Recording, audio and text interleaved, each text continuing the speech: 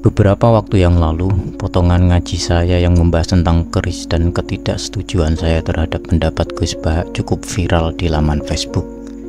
Dan di TikTok dalam waktu sehari, video tersebut sudah tembus hampir 50.000 penonton.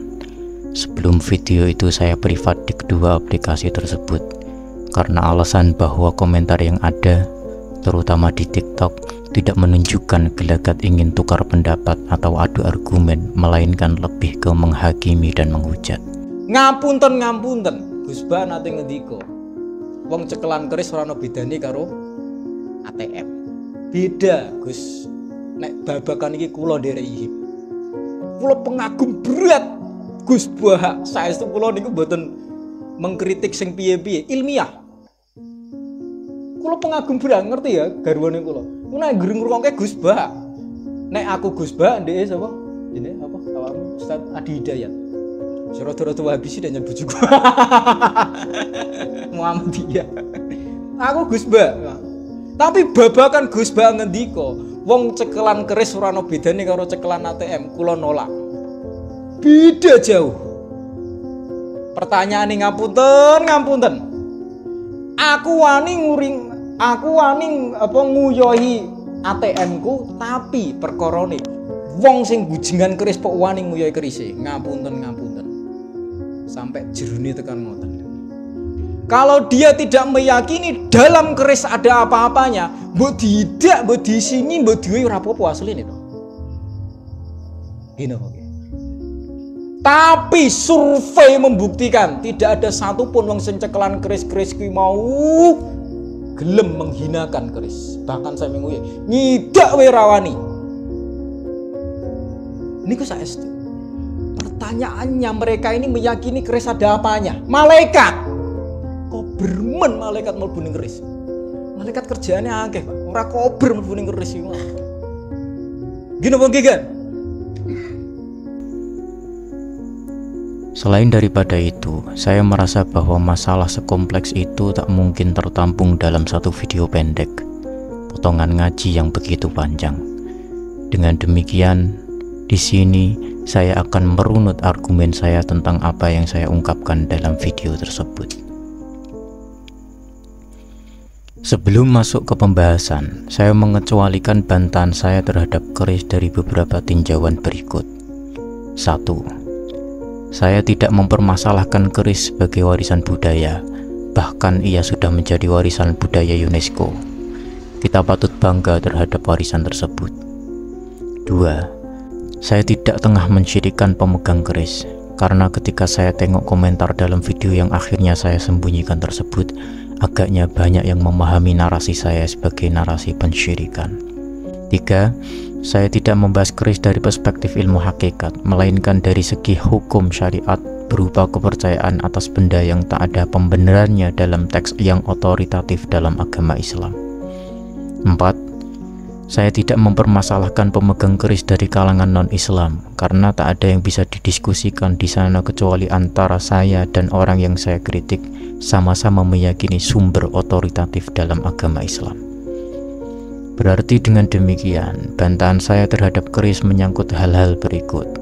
1. Saya mengkritik pemegang keris yang meyakini bahwa di dalamnya terdapat kekuatan supranatural yang tidak lain berasal dari jin, karena itulah yang justru lumrah di antara masyarakat kita. 2. Hukum bersekutu dengan bangsa jin melalui praktek memegang benda-benda yang diyakini memiliki tuah, dan dengan demikian keris hanya salah satunya. 3. Saya mengkritik orang yang menganggap benda-benda semacam keris sebagai lantaran. 1. Yang tak berhubungan dengan tujuan yang diinginkan, seperti kekebalan penglaris kewibawaan dan seterusnya, dan sebagai lantaran atau wasilah. 2. Yang tidak dibenarkan oleh syariat. Dan sebagaimana suatu perdebatan bisa berlangsung, tulisan ini tidak diperuntukkan bagi mereka yang non-muslim dan mereka yang tidak percaya dengan adanya makhluk supranatural berupa jin. Dalam suatu ceramah, Gus Bah berkata demikian. Sehingga setelah ada firqah-firqah takfiri yang mengatakan orang megang keris itu syirik, ke kuburan syirik, ini syirik, itu salah besar. Salahnya adalah tadi, kalimat-kalimat atau kebenaran-kebenaran absolut ini sudah jadi sibghatullah man ahsanu minallahi sibghah. Kalimat ini begitu absolut di hatinya orang mukmin. Sehingga ketika terganggu oleh hal-hal yang adat istiadat kayak pegang keris, kayak apa, ini tidak mengganggu. Tetap kualitas iman ini di atas keyakinan adat membawa apa keris. Kalau orang membawa keris menjadi syirik karena percaya sama makhluk. Orang misalnya kejawen kalau nggak bawa keris nggak nyaman. Orang kota itu kalau nggak bawa ATM juga nggak nyaman. Itu tidak dihukumi syirik. Saya setuju dengan Dawuh Gus Ba bahwa kalimat tauhid itu bersifat tak tergoyahkan dalam hati tiap mukmin, sehingga posisinya tak dapat dipengaruhi hanya gara-gara memegang benda ini dan itu. Namun, saya menyoroti dua hal yang luput dibicarakan di sana. 1. Benda-benda yang digunakan secara adati oleh tiap muslim merupakan sarana dalam menjalani kehidupan mereka. Sarana ini ada yang dibenarkan secara syariat dan ada yang tidak. Dari sini jelas bahwa keris dan ATM berbeda. Yang pertama adalah benda yang ketika dibawa diyakini dapat membawa keselamatan. Yang kedua adalah benda yang menjadi alat tukar dalam muamalah jual beli. Kadar kenyamanan pemegangnya memang sama, namun kadar keyakinan akan konten kedua benda itu amat berbeda. Yang pertama tidak secara langsung berhubungan dengan muamalah berupa alat tukar, sedang yang kedua berhubungan dengan alat tukar dalam muamalah yang disepakati bersama. 2. Ceramah Gus Ba dijadikan dalil pembenaran seolah-olah memegang keris untuk kepentingan ini dan itu dibenarkan dalam syariat. Jangan tutup mata akan hal ini. Banyak sekali praktek dalam masyarakat kita yang mendaya gunakan keris untuk kepentingan muamalah mereka, mulai dari kewibawaan atau pangkat, penglaris, kejadukan, kekebalan, dan seterusnya. Apa kaitan antara keris sebagai wasilah dengan tujuan-tujuan yang ingin dicapai oleh pemegangnya? Tidak ada. Dengan demikian, saya tak mau dan tak mampu menghukumi pemegang keris dan benda sejenisnya sebagai musyrik karena pertimbangan keabsolutan kalimat tauhid yang ada di dada mukmin. Namun, hal ini pun juga tak bisa dijadikan pembenaran bolehnya seseorang memegang benda-benda semacam ini yang diyakini A sampai Z sebagai bertuah, memiliki kekuatan supranatural yang melampaui kadar zahir dari ilmu muamalah.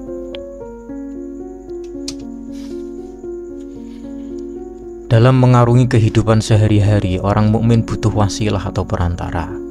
Mereka, faktanya dan seharusnya, meyakini bahwa tak ada kekuatan dan daya kecuali atas izin Allah Subhanahu wa Ta'ala. Perantara apapun sejatinya tak memiliki daya jika Allah tidak menghendakinya. Kendati demikian, kadang kita kebablasan dalam menyikapi wasilah. Bisa saya simpulkan ada dua jenis kebablasan tersebut. Pertama, dalam penilaiannya, kedua, dalam aplikasinya. Dalam membenarkan dan membela benda bertuah, kadang orang meletakkan penilaian versi ilmu hakikat. Saya tidak sedang menyerang ilmu hakikat, namun saya menyerang sebagian kelompok yang menganggap ilmu hakikat adalah segala-galanya, sehingga menyingkirkan ilmu syariat karena dinilai sebagai ilmu kulit semata. Sebagian dari mereka menganggap bahwa ilmu syariat itu tidak penting karena beranggapan level keilmuan mereka sudah sampai ke taraf hakikat, sehingga mereka meninggalkan ritual-ritual zahir dalam ilmu syariat seperti sholat dan puasa Ramadan. Ilustrasi Hadratus Syekh Hasyim Asy'ari dalam Risalatu Ahlus Sunnah wal Jamaah berikut bisa membantu. Di antara kelompok sesat itu adalah kelompok Ibahiyun yang berkata bahwa ketika seorang hamba sudah sampai pada taraf mahabbah, hatinya bersih dari lupa kepada Allah, maka gugurlah perintah dan larangan syariat, dan Allah tidak akan memasukkannya ke neraka lantaran melakukan dosa besar.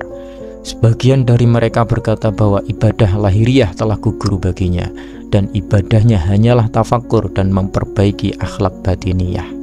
Sayyid Muhammad berkata dalam syarah Ihya, orang seperti ini telah kufur, zindik, dan sesat. Dalam konteks benda bertuah, mereka kebablasan dalam meletakkannya sebagai wasilah, seolah tak ada bedanya dengan jenis-jenis ikhtiar lain. Mengenai kelancaran rezeki, mereka tak membedakan antara berdoa dan benda bertuah, seolah keduanya sama-sama dalam lantaran. Dan ketika ada orang yang menyinggung benda bertuah yang diyakininya bisa menarik rezeki atau membuka aura atau yang lainnya, omongan mereka sampai kepada ilmu hakikat. Mereka kemudian mengatakan dua hal. Satu, benda bertuah ini mereka jadikan sebagai lantaran dan mereka tetap mengaku bahwa mereka meminta kepada Allah Subhanahu wa Ta'ala. Dua, lebih ekstrim daripada itu, mereka kadang menilai wasilah dalam bingkai ilmu hakikat tanpa terlebih dahulu menyeleksinya dalam bingkai syariat. Sebagai contoh, jika ada orang yang menyalahkan mereka karena mereka memegang benda bertuah agar rizki lancar, mereka akan menyalahkan praktek sholat duha dengan motif melancarkan rizki, tanpa melihat secara syariat bahwa itulah cara paling aman dan benar yang diajarkan Nabi untuk memperlancar rizki. Maka yang terjadi adalah bahwa mereka seolah-olah benar karena berbicara ilmu hakikat, padahal pertimbangan pertama dalam agama adalah secara syariat. Apakah memegang benda bertuah dalam memperlancar rezeki dibenarkan secara syariat? Inilah yang mereka abaikan, dan ketika ada orang yang menyinggung hal ini, orang tersebut dicap Wahabi oleh mereka atau bahkan dicap tidak menghargai warisan leluhur. Baiklah, itu soal penilaian. Lantas bagaimana tinjauan syariat mengenai lantaran? Saya akan membagi hal ini ke dalam 3 bagian. Pertama, lantaran yang secara sharih atau jelas diajarkan syariat. Kedua, lantaran yang tidak diajarkan secara sharih dalam syariat. Ketiga, lantaran yang sama sekali tidak diajarkan oleh syariat. Pertama, untuk semua urusan duniawi, agama atau syariat telah menyediakan lantaran yang secara umum kita sebut sebagai doa. Agar terhindar dari petaka dan selamat, agama telah menyediakan doa dalam segala situasi. Doa sebelum naik kendaraan ada, doa sebelum masuk kamar mandi ada, doa sebelum makan ada, doa sebelum tidur ada, bahkan doa dalam memperlancar rezeki juga ada. Tidak hanya doa murni, agama juga mengajarkan sholat yang diperuntukkan memperlancar rezeki, yaitu sholat duha. Jika demikian, kenapa jika ada orang yang sowan ke seorang kiai dan meminta rezekinya lancar atau dagangannya laris, tidak disarankan untuk mengamalkan ajaran agama ini tetapi malah diberi jimat? Aneh bukan kepalang. Kedua, lantaran yang tidak secara sharih diajarkan oleh agama adalah praktek tafaulan. Dalam bahasa kita, tafaulan bisa diartikan suatu optimisme yang dititipkan pada situasi benda, keadaan tempat, dan makna bahasa yang disertai dengan doa. Sebagai contoh, rumah orang Jawa dulu pada umumnya memiliki halaman dan ruang tamu yang luas. Nah, situasi ini dijadikan optimisnya dan doa, semoga kehidupan dan rizkinya luas dan lapang sebagaimana halaman rumah dan ruang tamunya. Lantaran bentuk kedua ini secara syariat dibenarkan kendati tidak secara sharih, karena tidak adanya keyakinan tuah dalam benda maupun tempat yang disugestikan. Ketiga, lantaran yang tidak dibenarkan karena 1. Tidak ada ajaran secara sharih dalam agama, 2. Diyakini lantaran itu bertuah, dan 3. Tidak adanya hubungan tafaulan antara benda, situasi benda, dan keadaan tempat yang disugestikan dengan tujuan yang diinginkan. Misalnya, apa kaitan antara jimat berupa apapun dengan keselamatan? Baik secara syariat maupun tafaulan, jimat dan benda sejenis tidak dibenarkan. Bagaimana dengan ilmu kekebalan yang memakan gotri yang tafaulannya diambil dari kerasnya besi dan baja? Menjawab hal ini, saya akan bertanya, apa tujuan dari ilmu kebal? Biasanya, mereka yang melakoni ilmu kebal akan menjawab, untuk keselamatan. Saya jawab dari 2 sudut pandang. 1. Energi apa yang dimasukkan ke dalam gotri dan besi-besian lain dan kemudian dimasukkan ke tubuh manusia? Secara nalar, besi itu tak layak dimasukkan ke tubuh manusia, dan prakteknya semisal susu, tak masuk akal benda bisa masuk ke tubuh manusia tanpa meninggalkan bekas luka. Karena tak masuk akal, maka pertanyaannya, energi apa yang digunakan dalam prosesi pasang susu? Jika itu energi jin, maka memang wajar jika yang terjadi adalah sesuatu yang tak masuk akal, karena jin mampu melakukan hal yang demikian. 2. Apakah keselamatan hanya berbentuk kekebalan? Bukankah ilmu kekebalan justru mempersempit jangkauan kata selamat? Selamat bisa jadi berwujud bahwa kita dihindarkan dari mara bahaya seperti pembegalan dan perampokan. Bukankah dihindarkan dari mara bahaya lebih selamat daripada harus menghadapi begal kemudian adu kekuatan? Dengan demikian, masalah sebenarnya terdapat pada kita yang tidak terlalu yakin dengan amalan-amalan syariat, sehingga kita mencari cara dan lantaran lain yang tidak dibenarkan oleh syariat. Jika mau berbicara ilmu hakikat, maka pertanyaannya sederhana. Apakah para pemegang benda bertuah yang tidak ada dalam ajaran Islam berani menginjak benda tersebut jika ia yakin hanya Allah Subhanahu wa Ta'ala yang memiliki kekuatan? Nyatanya, dalam praktek di masyarakat kita, banyak yang tidak berani membawa benda bertuah tersebut, biasanya akik, ke dalam kamar mandi. Sesuci apakah benda tersebut sampai-sampai tak berani membawanya ke kamar mandi? Jangan tutup mata akan hal ini. Sebagian masyarakat kita menamai jin sebagai makhluk astral. Makhluk ini diyakini bisa menghuni benda-benda tertentu seperti keris, batu akik, jimat, susuk, dan seterusnya. Diyakini pula makhluk ini kadang menghuni pohon-pohon besar sehingga dianggap angker. Saya berpandangan bahwa beberapa pandangan masyarakat tentang makhluk astral ini perlu diluruskan. 1. Jin memang ada, dan meyakini keberadaannya termasuk wajib bagi tiap muslim, karena bangsa jin juga disebutkan keberadaannya dalam Al-Quran. Namun, ada pemahaman yang amat fatal di mana sebagian masyarakat kita menganggap jin lebih mulia dan lebih ampuh daripada manusia. Demikian karena jin bisa melakukan hal-hal yang oleh manusia dianggap tak masuk akal, seperti mewujudkan benda-benda gaib, memindahkan benda dari satu tempat ke tempat lain dalam waktu yang singkat, dan bisa mewujudkan keinginan seperti kekayaan bagi manusia lewat praktek pesugihan. 2. Benda bertuah atau tempat angker sejatinya berkait erat dengan keyakinan manusia. Jin senantiasa mengikuti sugesti manusia. Jika sekelompok orang meyakini suatu pohon itu angker, justru hal tersebutlah yang menarik jin untuk menghuni di sana. Begitu juga dengan benda-benda bertuah. Jika saja tak ada manusia yang meyakini suatu benda itu bertuah dan memiliki kekuatan ini dan itu, maka benda itu tak ubahnya benda lain seperti meja atau kursi. Berbanding lurus dengan keyakinan dalam masyarakat kita seperti di atas, maka secara langsung, sadar atau tidak sadar, mereka sebenarnya telah mendayakan jin untuk membantu melancarkan urusan mereka. Tak usahlah kita pura-pura tidak tahu akan hal ini. Lihatlah bahwa sebagian orang merasa bangga karena memiliki khodam. Siapa itu khodam yang dimaksud? Bangsa jin. Sebagian masyarakat membenarkan praktik mendayakan jin karena dalil kisah Nabi Sulaiman. Ini salah kaprah. Namun sebelum menjelaskan kesalah kaprahan ini, saya akan jelaskan jenis-jenis persinggungan manusia dengan bangsa jin berikut. 1. Isti'adah atau meminta dekengan atau perlindungan. Sebagian masyarakat kita memiliki tradisi amit-amit atau permisi ketika lewat di tempat angker. Demikian lantaran mereka takut jika diganggu oleh penghuni tempat angker tersebut. Praktek ini sebenarnya lumrah pada zaman jahiliyah sebagaimana dicatat dalam Al-Quran surat Al-Jin ayat 72. Ibnu Jarir At-Tabari dan mayoritas mufassir lainnya menyatakan bahwa ayat ini turun menjelaskan tentang kebiasaan orang Arab jahiliyah ketika lewat atau bermalam di daerah lembah yang dianggap angker. Mereka meminta perlindungan kepada raja jin atau pemimpin jin yang ada di sana agar tidak diganggu oleh anak buah jin. Dan apa yang terjadi? Benar bahwa pemimpin jin itu menyuruh anak buahnya agar tidak mengganggu manusia tersebut. Namun Al-Quran menyebutkan bahwa bangsa jin itu menambahkan kerusakan rohaqo bagi bangsa manusia yang meminta perlindungan kepada mereka.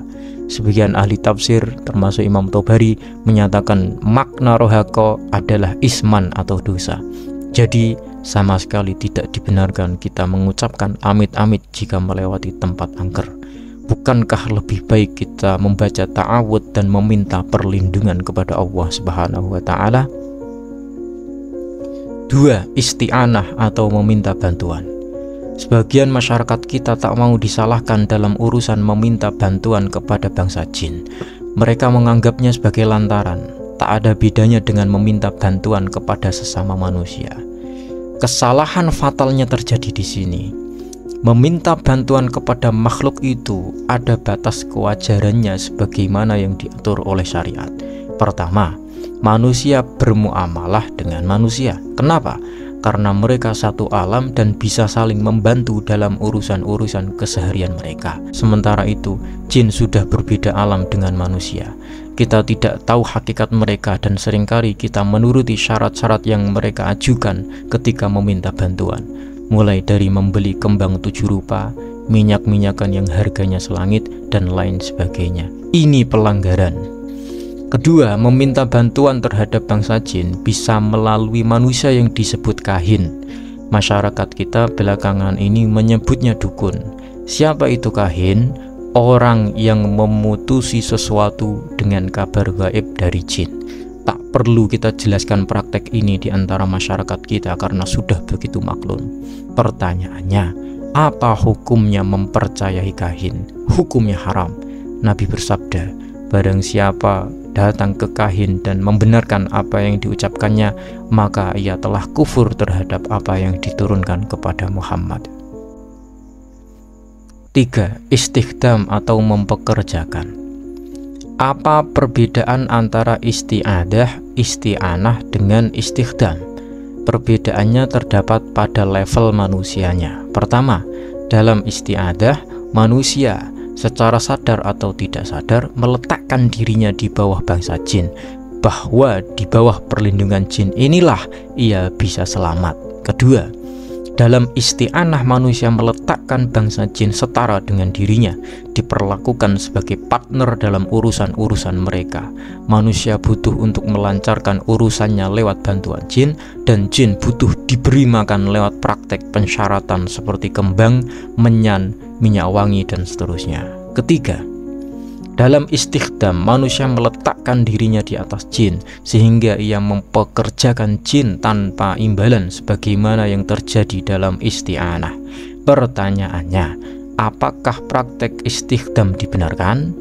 Biasanya mereka yang membenarkan praktek ini berdasarkan pada kisah Nabi Sulaiman.